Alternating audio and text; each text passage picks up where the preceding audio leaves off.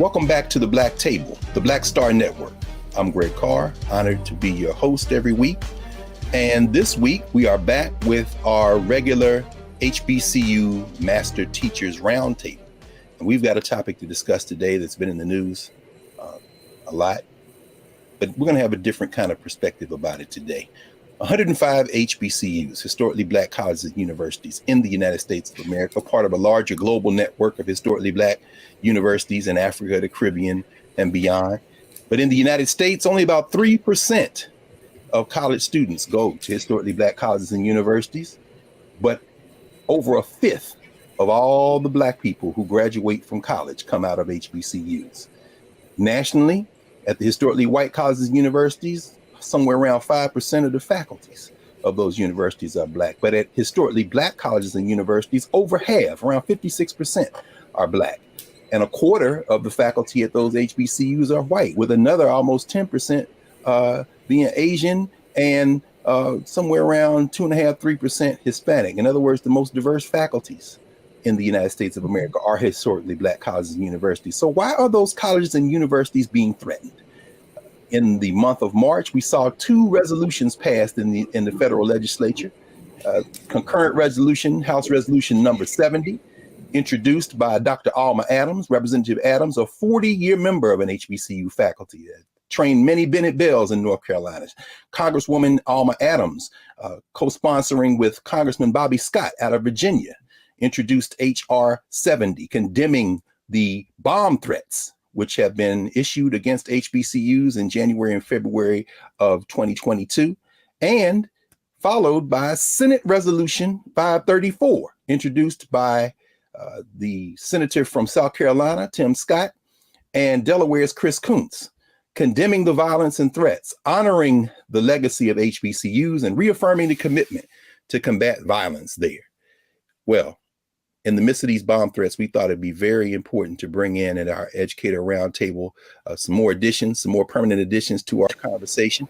So in addition to Dr. Mario Beatty, associate professor in the Department of Afro-American Studies at Howard University, who has joined us in the inaugural HBCU Master Teachers Roundtable, we are pleased and honored to welcome in 2 more of our comrades and family. Dr. Richard Benson. Richard Benson is a historian specializing in education and the Black Freedom Movement at Spelman College, where he is in the education department. You all pick up his book, Fighting for Our Place in the Sun, where he writes the history of Malcolm X Malcolm X Liberation University in North Carolina. Very important work, but he does a lot of work beyond that. And our dear sister, Kalita Nichols Fairfax, who is a professor at Norfolk State University in her native Virginia. She has written a number of books. And if you pick her latest, in fact, is the African American Experience in Colonial Virginia. She was a member of the Hampton 400th Commemoration Commission. She was appointed by the governor there in 2010 and works as well with the Historical Marker Preservation Project in Virginia, among her many, many other services to our people. So without any further ado, let's invite in Drs. Beatty, Dr. Benson, Dr. Nichols Fairfax, and the HBCU Master Teacher Roundtable. How y'all doing, comrades? All right, good. Good to be here. All right, good. Well, we can get right to work then. Each one of us is on a campus that has been threatened, and we know that the number is over 40 just between January and February. Anybody want to offer thoughts and experiences on what has happened? In fact, Dr. Benson, why don't you lead out for us? You're down there at the most unique configuration of HBCUs probably in the world. I know the students want to rename the whole complex the Martin Luther King University after Dr. King was assassinated. They couldn't quite get that together, but there's nothing like the AUC. What happened down there, brother? Oh, man. You know, it's funny because so to the point of it being, so unique, with respect to the consortium or whatever, I don't think many people understand that the consortium exists. You have the ability to have, cross-registration amongst campuses, students from Morehouse coming to Spelman, maybe the Clark, et cetera, Clark over to Spelman, et cetera. But the thing is that, there's not much of there's not much involvement amongst campuses beyond cross-registration. So if something is heard about that may have taken place over at Clark, the alert may go out to students at Spelman, to the general campus at Spelman. This alert is taking place at Clark, maybe this street or maybe this portion of the AU or whatever you just want to stay away from. So if a threat or some type of announcement takes place, whatever that we get or whatever, it'll be for the most part vice versa. So it's essentially kind of like this reciprocity of avoidance of particular campus or spaces, unless you have to go with it to take class. But in many cases, folks just won't go. So in our case, when students, faculty, and everybody else, received the first threats, obviously it was surreal. And given that most of our transitioning back to the physical campus didn't take place until the latter part of January, I don't think people really understood the gravity beyond, just a threat here and then you hearing about other threats nationally at other HBCUs. But it really hit home in one of the worst ways the first week coming into February, actually the first day, if I'm not mistaken. And in the way that it was responded to, many of the faculty, many of the student staff, everybody else, public safety or whatever, were not only, not prepared or ill prepared for it, but most folks really couldn't believe the way that the response to the threat took place in terms of folks being on campus and having to get off of campus. So it was like, okay, well, you get information on one day, and then later on that day, it's like, oh, okay, well, the coast is clear. Y'all can come back tomorrow. And folks are like, wait a minute, hold on. What do you mean we can come back? Okay. Like, can we have a conversation? I mean, like, whichever Campbell say, Rick, can we talk for a minute? What's that? Like, and then not only was that an insult, I think folks like not only are trying to sift through the shell shock, but looking at each other like, well, wait a minute. We know the folk who sent the message are crazy, but administration, are y'all where they at? Are you listening to what it is that you're telling us?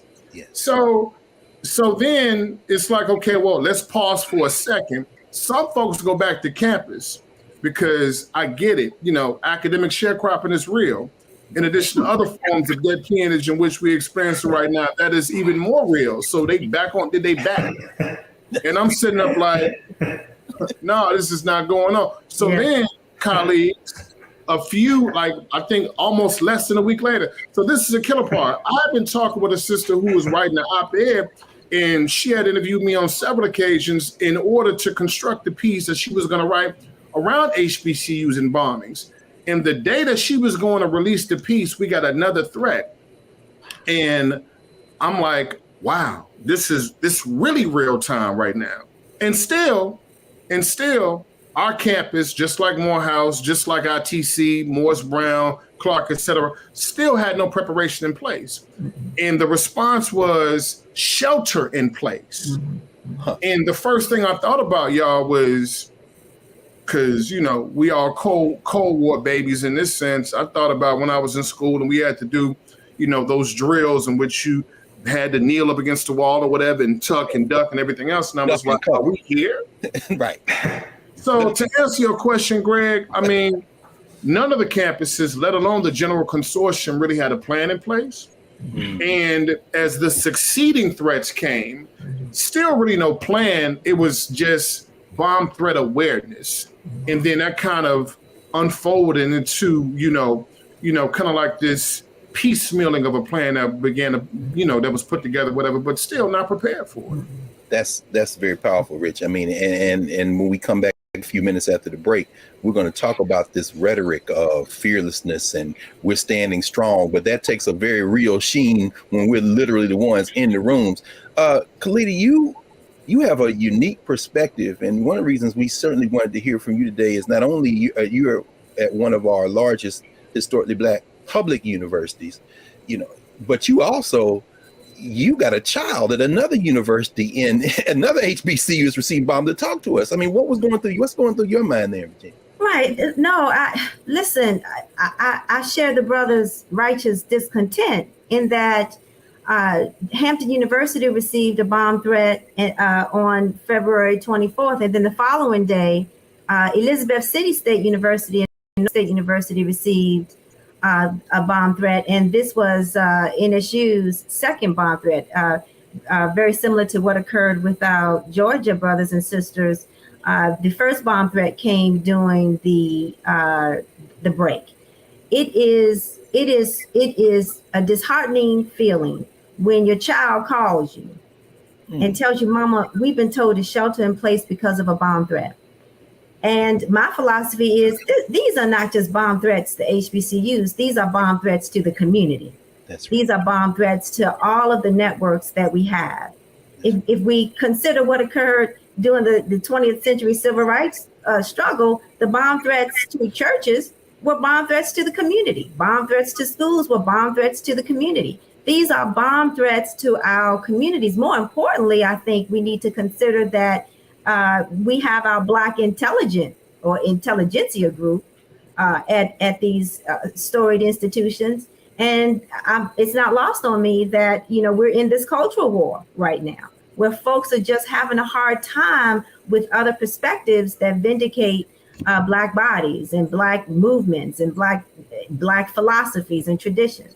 It is very difficult to receive a call. The first thing you want to do is go and get your child. That is the first thing you wish to do. And Tony and I were ready to go on Hampton University's campus and get our child. We were ready. But then, of course, we received all kinds of messages. Do not come to campus. You will not be allowed on campus. We have the situation under control.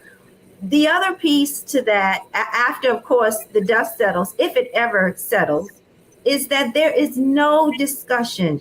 There's no white paper. There's no coming to the table to discuss and elucidate for our community what these bomb threats mean. There is no full, wider engagement. And that is one of the really disheartening moments that I find ourselves in. The administrative statement was passive. We were recipients of a bomb threat. I'm thinking, what did we receive? We were recipients of a bomb threat. But then where do we go from here? And that is really a very disheartening piece for me, that we just are not in a space where we are elucidating for our people, which is what we should be doing, what these threats mean to the community, mean to us. Yes. That's just not happening. Yes, you've given us a very, very important point of entry, Doc, by framing this as a community issue. That's exactly right. Almost all of our schools are in Black communities and very much tied to them organically. We're going to pause for a moment and let this resonate. And when we come back from the break, Dr. Beatty, please help us by sharing not only what has been happening here in the nation's capital at Howard, but perhaps even from there, we will have a conversation about the history of these violent attacks and how this field of violence just kind of extends this perpetual assault on Black life. And as we just heard Dr. Nichols Fairfax say, on Black community. Back in a moment at the Black Table, Black Star Network.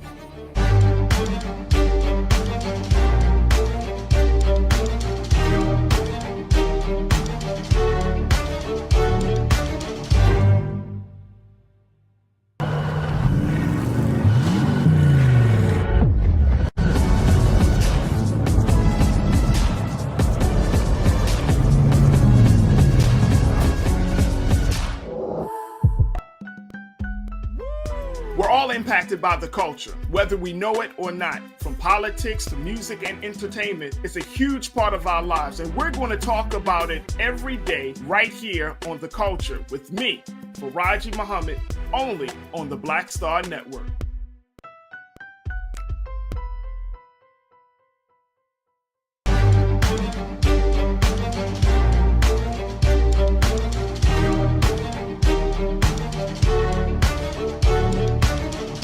Welcome back to the Black Table. Greg Carr, joined today by Rich Benson, Kalita Nichols Fairfax, and Mario Beatty at our HBCU Master Teacher Roundtable that we have regularly.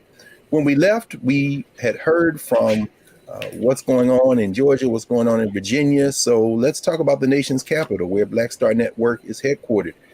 Dr. Beatty, it sounds like, just as we heard from Dr. Benson and Dr. Nichols Fairfax, we all got that same kind of duck and cover shelter in place message. Share with us what went through your mind as we got those initial bomb threats. Yeah, I think, at Howard University, we have been dealing with so much. Last semester, of course, we had the cyber attacks, which was the same, but a different type of attack to attack the infrastructure, the technological infrastructure of our university. And it was very serious. And I think that the thing that I think separates out perhaps what was going on at Howard from what was going on at the Atlanta University Center, I think that because we're in the nation's capital, and we receive these types of threats, or institutions receive these types of threats somewhat regularly. I think that the response is different. And so Howard received its first bomb threat on January 4th over our break. And then it received 2 consecutive bomb threats on January 31st and February 1st. And absolutely for sure, that heightened the seriousness of this. And of course, like the other institutions, Howard instituted a shelter-in-place order. But I think that the difference is that Howard, being in the nation's capital, clearly has, or the Department of Public Safety on campus clearly has a very close relationship with the Metropolitan Police Department, with the FBI, with Homeland Security in terms of emergency preparedness. So they were clearly in instant communication with those entities, and they were in constant communication actually with the campus, from the president to with the video message to the written message, the provost, the board of trustees, town halls. There was a whole range of communications that were coming out through HU Communications, through Bison Safe, the kind of app. And a whole range of activities that I will just perhaps discuss in another segment. But I think that ultimately that led to the sweep of the campus, and then the message to say everything was clear. But still, despite this, that third, and of course Howard has had 4 bomb threats. The last one was on February 14th. And that third one, of course, was very serious on February 1st. That was on a Tuesday. I remember that well. And I just remember my students, like, just a sense of, like Howard started the semester late, 1 week late because of Omicron. Yeah. So we're dealing with that. And that's already a stressor. And then we come into basically the start of the semester, and then we have this. And so that it's a tremendous amount of mental health stress on students. So actually Howard University, that Friday after that February 1st, the president said, okay, we're just going to cancel classes on Friday. But for me, I didn't cancel class for Thursday, but my response, I was supposed to be on campus on Thursday with my class, but I switched my class to virtual at that time. Like immediately, I switched my class to virtual. I'm like, I'm not playing. And I just said, look, the health and safety, regardless, and these are the things that professors do. Like what the university does is one thing. That's right. But also there's what professors do and can do vis-a-vis their classes, and taking their own health and safety and their own sense of the moment and their own sense of the circumstances into context as you attempt to protect yourself and your students. So I shifted my classes to virtual on Thursday, and I wanted some. Let's let this event breathe. And then of course, I did mention, I did watch the hearings on the Senate Judiciary on the rise of hate crimes on March 8th. It featured a number of individuals. It featured Kristen Clark, Walter Kimbrough, who I'll say more about. But really, Kristen Clark talked about in her testimony that the rise in hate crimes in the United States is at its height in basically 2 decades. And of course, we all really kind of know why this is occurring, and for sure, Trump and the GOP have added more fuel to white nationalist hatred cells in this country. And that fuel, weaves into public policy. It has many manifestations, and it makes us all vulnerable, quite frankly. So, I mean, it's clear to me that why, HBCUs and churches, synagogues, et cetera, are receiving these types of threats on the regular, because it's an environment of permissibility. So when someone like Tim Scott, sits up in a committee and says, "Oh, we condemn these, hate crimes," but you are contributing to the environment. That's right. Of these hate crimes with the public policies that you are supporting. That's right. As an entity. So it's duplicitous. Well, actually, Marty, that's actually a perfect way for us to perhaps open this conversation. We can continue after the break.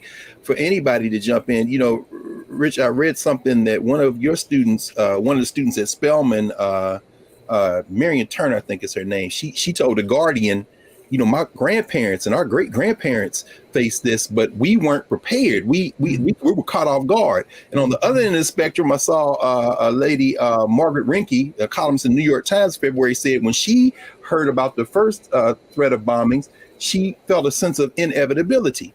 And I thought about that in the context, and I wondered 2 things. One, in terms of this infrastructure ability, because you're right, we went online. Like I say, faculty make different choices. We're in the classroom, obviously. I'm wondering from anyone, and Khalida, you work so much in public history and across diverse communities, trying to get this question of memory in front of people so that we can recognize the thing. This latest wave of violence, how do we think about even the rhetoric when we hear our presidents and administrators talking about we're unintimidated, we're undeterred, we're undaunted, but on the other end there's the messaging? Is it inevitable? Is this just another iteration of the consistent disrespect against Black life? And is there a normative function to this? In other words, they're attacking Black people again. I guess we'll just stone up and ball up our fists. I mean, anybody have any thoughts to do what Mario has just introduced, which is, yes, the bomb threats are specific, but there's this larger field of violence that we've been facing since we were brought here. I don't know if any of y'all want to jump in on that. Yeah, please. Mario got me a little fired up. Yeah, I'm telling you. You lit the match, Rich. What you talking about, man? So, I mean, but I guess the thing I'm never able to kind of like divorce many of these moments from is the general mission and responsibility. What I've always felt that Spelman, Morehouse, Howard, Norfolk, Prairie View, Hampton, etc., like what it is that we actually mean with respect to being in existence, to actually being able to push back and really dismantle what it is that, folk in the Mohawk Conference tried to literally construct around this Negro question. It's like, well, we don't want y'all here. Right. Okay, so dig it. What does it look like with respect to within this particular generation, whether it's arson, this particular generation, whether we're talking about lynching, whether we're talking about bomb threats, bombing, et cetera. So what does it look like? Then I'm thinking about this moment in which, okay, well, most of many to the responses that I can say that my particular campus has has been able to literally, I would say, speak to, whether it's in the classroom, whether it's in spaces around how the university is going to grow the particular brand. It's so much neoliberal rhetoric around excellence, but what undergirds or what literally should be able to support how it is that we identify our advancements. What in my aggressive opinion, I think has been removed from the general conversations because our students know nothing about these legacies. So when folks say it's inevitable, I would think that, okay, well, my interpretation of somebody saying that, it's bound to happen again based on your ignorance of what took place not 100 years ago, not 200. We're talking in many cases, in this one, less than 25 years ago, because it just happened at Florida A&M. That's right. What was that, 99? That's right. 2 months back to back. And then when I'm talking to my students about it, to Mario's point, to your point, when it's like, of course, we went on virtual because we understand the need for radical self-care better than anybody, is it being a part of our academic freedom in order to be able to do so. So I sat my students down, like I'm sure many of you did, and said, look, let's talk about how it is that we combat what it is that we've been faced with in this moment in which you are actually being expected to take on some form of PTSD because of it. And that's all of us. So the problem is, y'all folks don't know anything about the history of this type of violence, and you don't know anything about your enemy. So look, y'all, I sat my students down and we went through 5 or 6 instances of bombings and bomb threats. We did Montgomery, so Montgomery Improvement Association, Macomb, Mississippi, Charlotte, North Carolina, Florida A&M, and when King got threatened when he was going to Fisk. Yes, so yes, which a lot of people don't know about. Right. So we broke each and every last one of those down. Was it new to them, Rich? Was it new? Then nobody knew, huh? And no one knew. No one knew. And I started off by saying, look, we're talking about the general threat to Black life. That's right. And sister, to your point, talking about this isn't an isolation of the community. Like, we're literally in the community. Yeah. And I know we have to be reminded of that in times like this, especially when something happens and folks want to make the distinction between what took place off campus and on campus. Yeah. It's like, all y'all Black folks, if we could round you up and have that threat to the West End, to West View, to all this, et cetera, like we would be able to do that. So we have this moment, and our students are ill prepared because they know nothing about it. And now we have to have a literal teaching where I'm breaking course from the so-called syllabus in order to be like, this is a moment that you're in. This is the legacy. You know nothing about it. And I, as one, would do you a disservice to not even talk about it, let alone point you into this, this intergenerational threat of violence of which you actually are existing in. So those are the things that immediately came to mind. And I had one more thing. One of my students had to get on my case because I think that they were so accustomed to not having props and not having instructors literally pause and be empathetic. I wanted them to go online, and I didn't want to go online to teach y'all. I wanted to go online just to see their faces. How about that? And she was like, well, Dr. Benson, blah, blah, blah, well, this is the 3rd bomb threat. And I was like, sweetheart, I'm so sorry. I don't want to teach today. I just want to see your face. This is not a mandatory session. If you want to hop on, just say, hey, doc, I'm cool. I'm in my dorm. I'm in my apartment. That's all I want. But other than that, I do not want y'all to jump online to teach. And I thought about it. I said, well, I wonder is anyone else who may have wanted to go virtual, not even addressing it, but expected students just to jump on Zoom in order to keep things going. Yes. And that hit me as well. So, yes. Well, let's, we're going to take a break in a moment. I thought about as our colleague Jelani Favors down at A&T, North Carolina A&T, the title of his book, Shelter in a Time of Storm. That's the beautiful thing, brother. And for everyone watching the Black Table, we're going to take a break for now, and we're going to come back in a second and continue this round table. And you see why we're having this regular HBCU Educators Roundtable. You're getting an education in terms of what we do at HBCUs. It's a little bit different, as we've heard Brother Benson say. Back in a moment.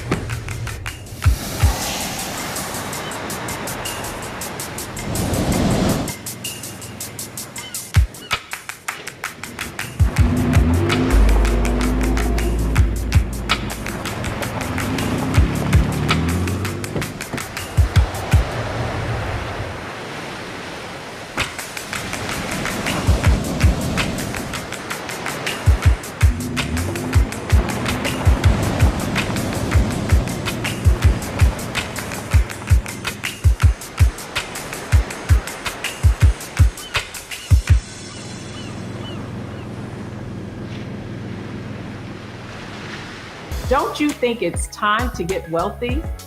I'm Deborah Owens, America's Wealth Coach, and my new show on the Black Star Network focuses on the things your financial advisor or bank isn't telling you. So watch Get Wealthy on the Black Star Network.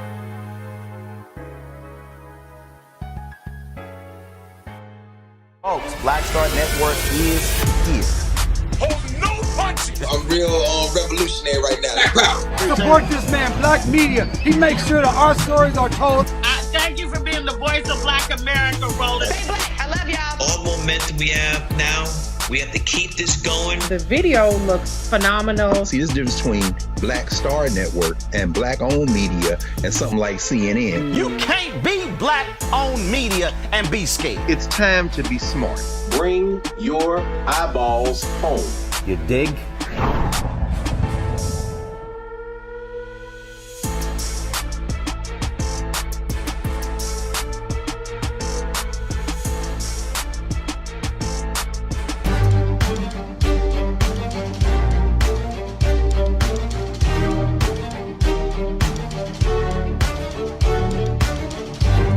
We're back at the Black Table with our regular HBCU Educators Roundtable with Rich Benson,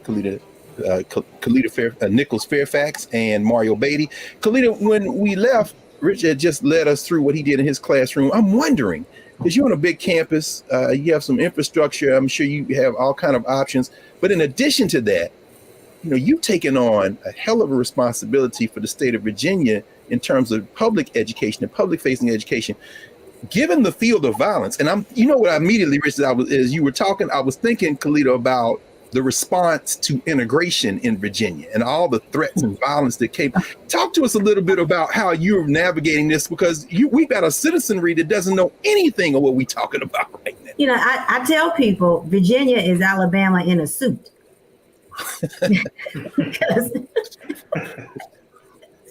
because Virginia has such a polite way of maintaining the status quo. So they may not lynch you, but they will lynch you in policy and in resources. And, the violence comes to you in a very slick and sinister fashion. And it has disarmed our people in the Commonwealth. So I'm at a state school, different from Spelman and my alma mater, Howard. I'm at a state school. So the relationship that our state HBCUs have with state government is very much a caretaking relationship. There's a political alignment that, administrators feel very much having to maintain because a large chunk of our resources come from the state.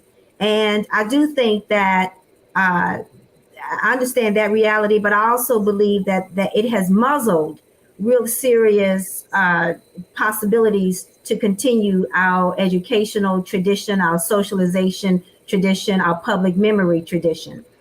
So when the threats occurred to NSU, I'm going to say to the community, Governor Youngkin provided immediate funding with regards to campus infrastructure and installation of certain security devices and so forth. And that has its place. The other piece, though, that did not happen after the one statement from the administration is the discussions that should have taken place to remind people of the violence of bomb threats to the community. Now, I did the same thing that my colleagues here did. All my classes are online this semester. I have 4 classes. Crazy. I have 4 online classes. Hey, y'all, now y'all know what HBCU professors do. I don't know who y'all been talking to. I don't know. That's why we have this round. I don't know. So they want you to do everything. So the academic sharecropping is real. Even when you're a tenured professor, no question. It is still real. So a tenured full professor and the first fellow in the new center they developed at Norfolk State and on the governor's commission. And you better be in all 4 of them classes that are full. You better. And so I did the same thing. I had to issue, I felt, another email to the students framing bombings, assisting them to understand what bombings mean to Black people, what they have meant to us. what they mean, the messages that are sent, and then what our response should and could be. I made sure I issued those emails to all 4 of my classes. And yes, I absolutely made myself available to students who wished to have more dialogue, and some of them did. Some of them wanted more dialogue. They wanted more discussions about what it means to receive this kind of threat. And I do think that this was an absolute missed opportunity to bring in the elders from the community, to bring in those stakeholders, our asset builders, those old heads who've been in the community doing the righteous work of saving our folk from the fire. This was an opportunity for the community to come together. But Brother Benson said it best. You know, HBCUs have ascended to what happens on campus versus what happens off campus. And it dilutes the meaning of HBCUs in connection with the organic community. And that is a problem. That is a problem that we have got to be honest about, and we have got to address. So with regards to public memory, well, it's tough to talk about public memory with folks who are 19, 20 years old, because then they don't have the other organic activities that they can pull and connect to. They don't have access to the other memory keepers. They don't have access to the alum. They don't have access to the old heads with institutional memory. And so I think we need to be real honest that if we want to continue the righteous work of socializing our people within a context of who they are and who we are to one another, then we've got to really do better with public memory. So yes, we can discuss the erection of historical state markers, and I do think that we're doing that work really well here in the Commonwealth, but there's got to be other avenues to appropriately socialize all of our people in connection with who we are and what it means to move forward with all of the oppressive symptoms and situations and even statements that are violently laden, and how we then move forward with this work. And we're missing all of that. We're missing all of that. Well, in addition, Cleta, and this is a public note, since you've joined Roland before to talk about other topics, but in terms of Black Star Network, I think you may have just given us a new assignment, because as you were talking, I'm sure we were all thinking the same thing. To get that community, to get those elders, to get that institutional memory together, that might be something Black Star Network maybe we need a day long or a couple of days or a weekend symposium to do exactly that. Mario, thinking about, and again, Khalid, when you talk about this question of separation, and I'm sure, Richie, when you said neoliberal university, of course, all the gentrification, displacement. I mean, at Howard, like all of our institutions, but, you know, the current president of Howard, I remember when he first got appointed, he once said, you know, all the HBCUs are HBCUs, but they're all different from each other. And, you know, I kind of thought, okay. So at Howard, where so many of the students are not from Washington, D.C., and there's often been a strange relationship between Howard and the district, something Khalida just said really just rings a bell. How important is it for us to reject this idea that our historically Black colleges and universities are something that should separate our young people, separate our faculties instead from the communities that we come from? I mean, we give the rhetoric of being connected, but this bomb threat is revealing the disconnect in so many ways. Could you maybe talk about that a little bit? Absolutely, for sure. There's a great disconnect, but I also think that,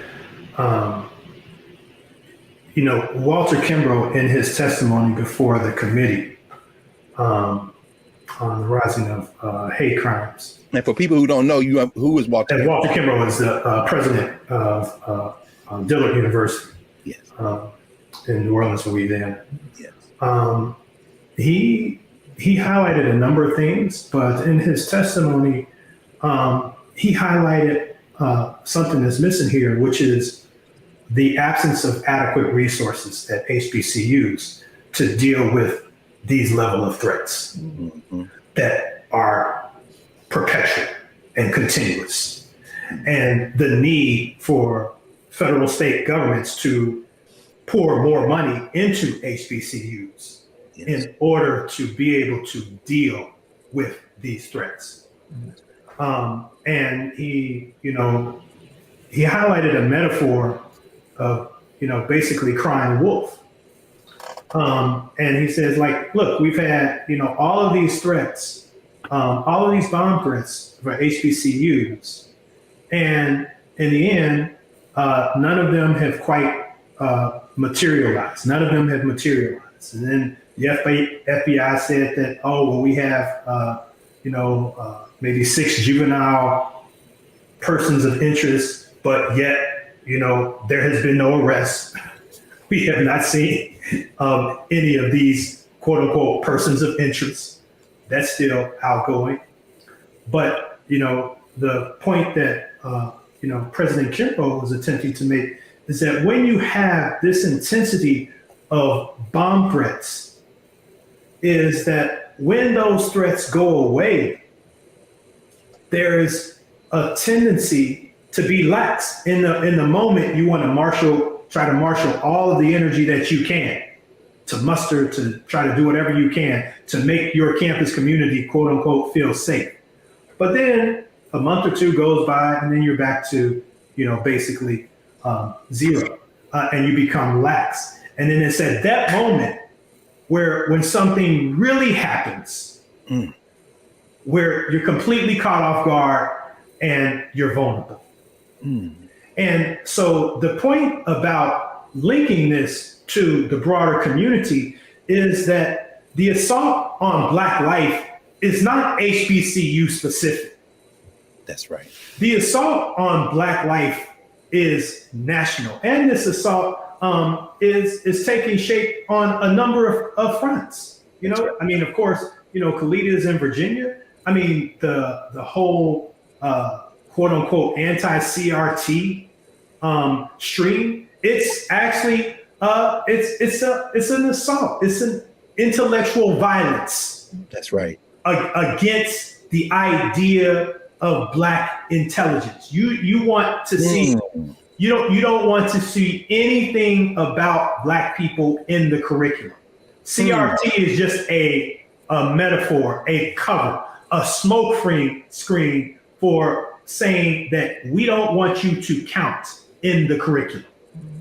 And that's another type of violence. And of course, the violence that we're experiencing in HBCUs is the violence that has a potential prospective physical manifestation. That's right. That's right. The violence that deals with your body. So they are assaulting, the violence is assaulting our intelligence, and it's an attempt to assault our bodies. And they're simultaneous assaults, and they're all linked. The whole environment that is being created, that is making these hate crimes, that is making this violence more permissible, not just as an act, but as an idea. When those ideas become this permissible, that's right, in the public domain, then of course we all are vulnerable. And it's not just about HBCUs; it's about our whole community, because all of these children are our children. That's not just HBCU children. That's very powerful, brother. And we have one more segment to go. But as we pause here, as you were talking, of course, we think about our family in the Ukraine, those students from Nigeria and Senegal and Cote d'Ivoire who are coming across the border, and Nigerians have told them, don't go to Poland, try to go to Romania or something, because the Ukrainians are stopping them. And then some of the Polish, they say, well, the Polish told us not to let you in. They seem to have worked some of that out, but you're right. It's a global violence against Black life. And those students who are targets in the Ukraine are part of our family. And you just really laid that out, brother. So we're going to come back in a moment. We have one more segment at the Black Table today with our HBCU Educators Roundtable. And you see why we have our master teachers regularly here at the Black Table. This is not a perspective you're going to get anywhere else, unfortunately, but we're working on that. That's why we're here. Back in a moment with the Black Table.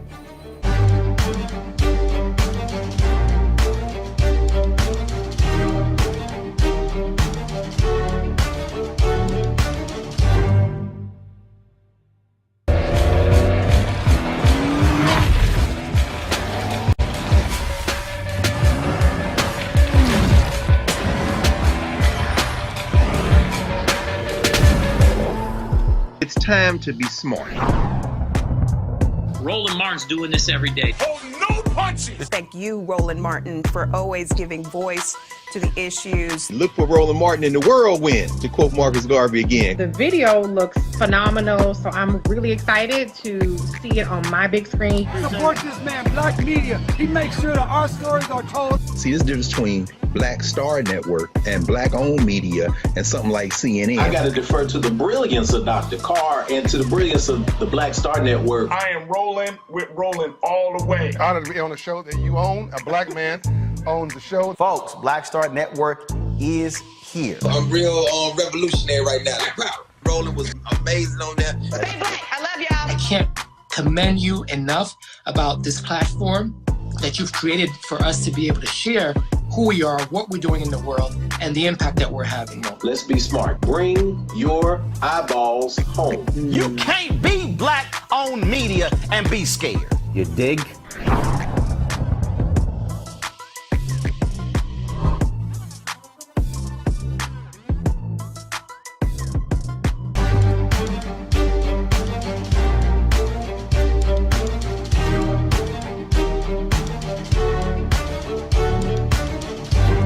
Welcome back to the Black Table.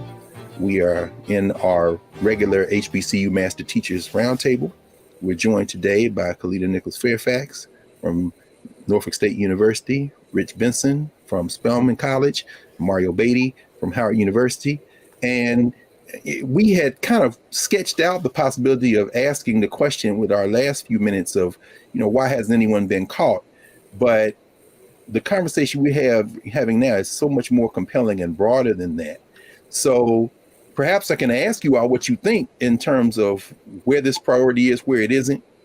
Most of our HBCUs, as we know, certainly we're technically in the South in DC, but Virginia and Georgia, that's the South, and we know that they'll stay, we're trapped in the resolution is one thing, as you say, Mario, but everybody agrees on the resolution, and then you starve the universities or attack them otherwise. So, talk to us about, the FBI has obviously made its thing. They say they got several dozen bureaus involved in this. The Department of Homeland Security has issued a directive and talking about, tightening up on security. But perhaps in this last segment, what would you like to see, not only at the institutions we're working at, but what would you like to see put in place at our Black colleges to kind of defend ourselves? I'm thinking about staff, campus police, the folks in the building who work in the building who can't just leave, can't duck and cover.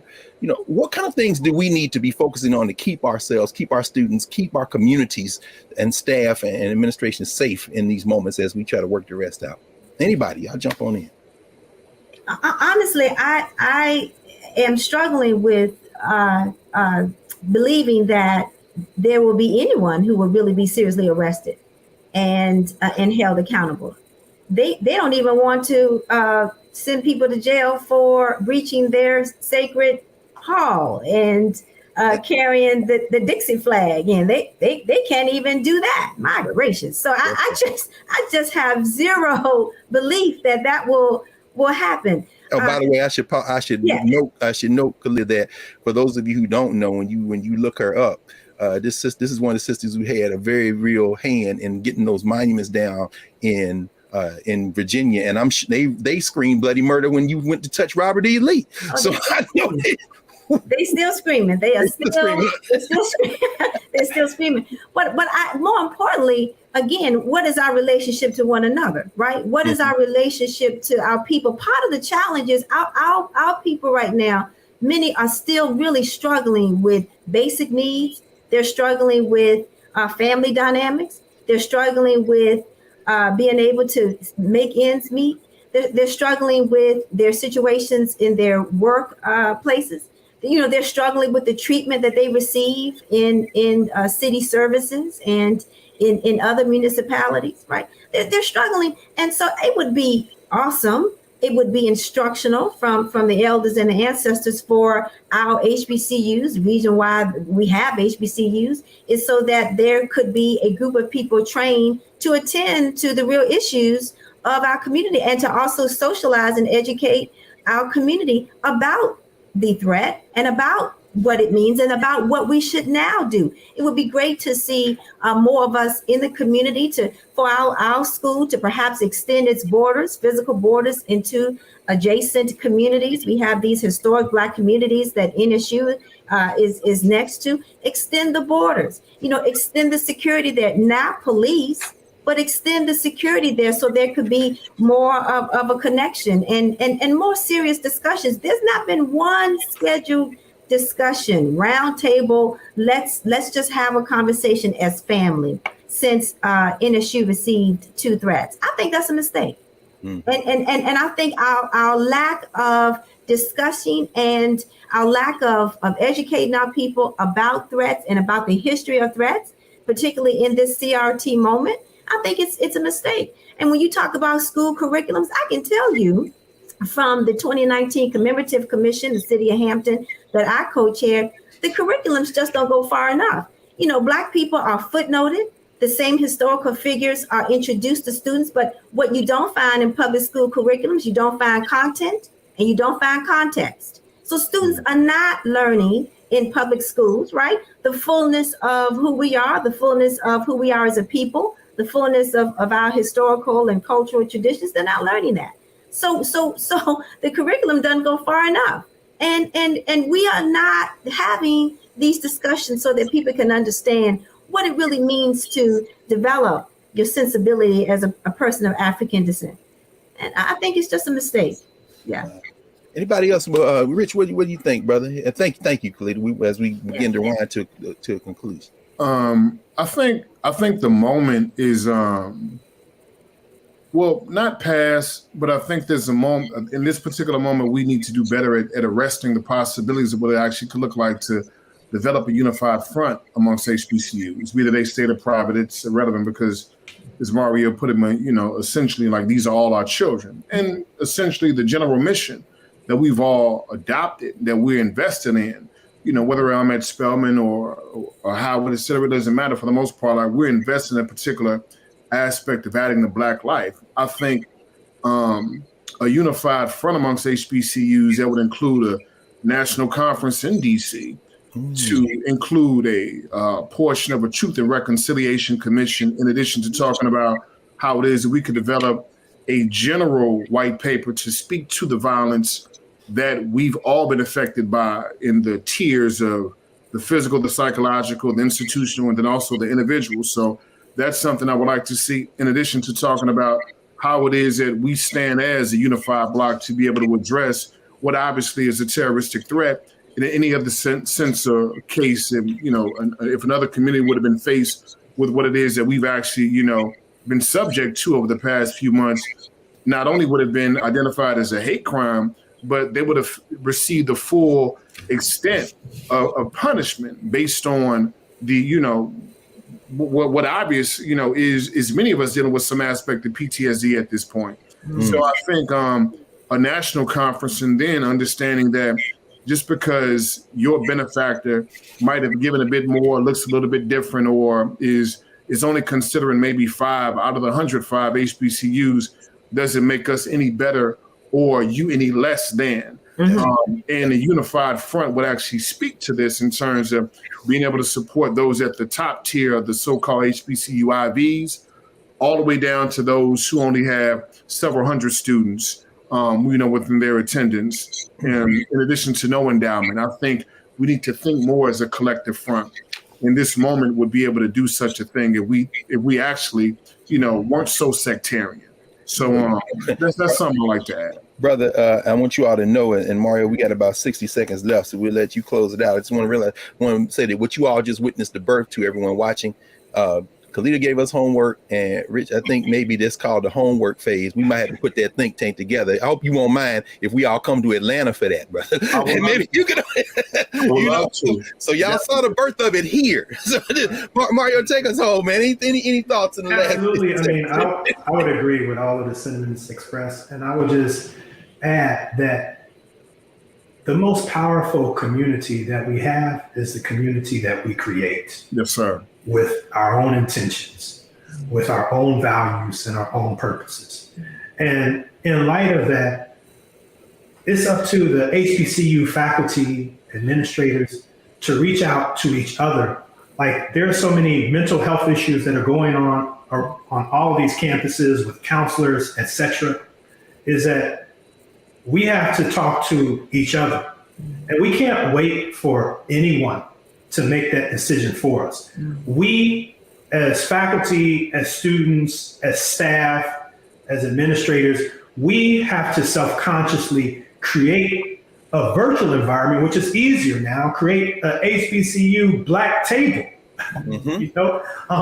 to talk about these issues collectively and to hear each other and see each other. So at least, regardless of what happens and transpires, at least we have a sense that we're on the same team, in the same boat, moving in the same direction and feeling each other's pain, but also informed by our struggle, the struggle of our ancestors and our struggle to change this society to make it better. So I think that if we can self-consciously create these platforms, that could go a long way to helping us to ease a lot of this pressure. Yeah, well, thank you, Dr. Beatty. And so we see we're expanding that HBCU Black table. We've gotten some homework today from master teachers, Mario Beatty, Kalita Nichols Fairfax, and Rich Benson. Thank you all for joining us today, and we will continue this conversation going on down the road, but sounds like we got some work to do. So appreciate you all, comrades. Thank you. More in a moment, we'll be back with a final thought as we clear the table and reset for the next session for the Black Table on the Black Star Network.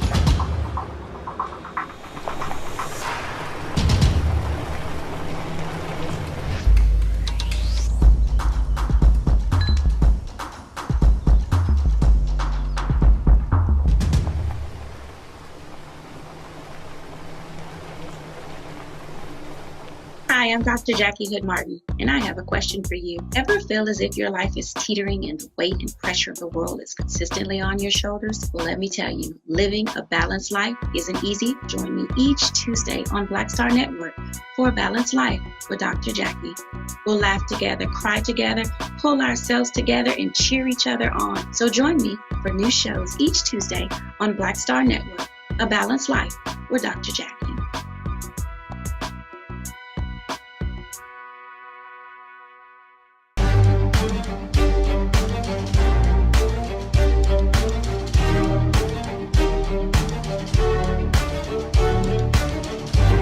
Welcome back to the Black Table. Greg Carr here on the Black Star Network.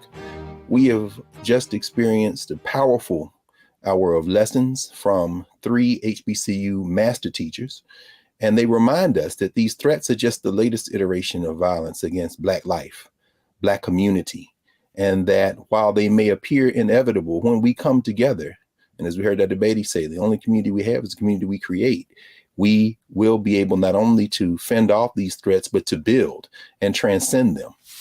As we close, we think about a statement from a brother who was known at one time as Black America's schoolmaster, the great Benjamin Elijah Mays, out of 96, South Carolina, the one-time president of Morehouse College, interviewed in Ebony magazine in October 1972. Dr. Mays was asked a question for an article, a long article in that month's issue of Ebony, dealing with another form of violence against the Black colleges. At that time, the threat of mergers and the disappearance of the identities, the cultures, the traditions of historically Black colleges and universities, particularly public ones, like the one that Dr. Nichols Fairfax teaches at, Norfolk State.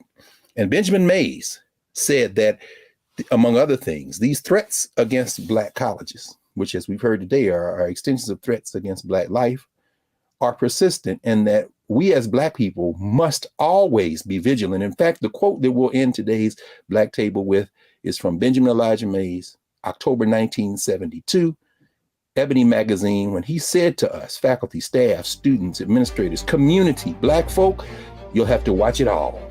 Watch it like a hawk watches a chicken. So with those words from Benjamin Elijah Mays, we'll close this session of the Black Table.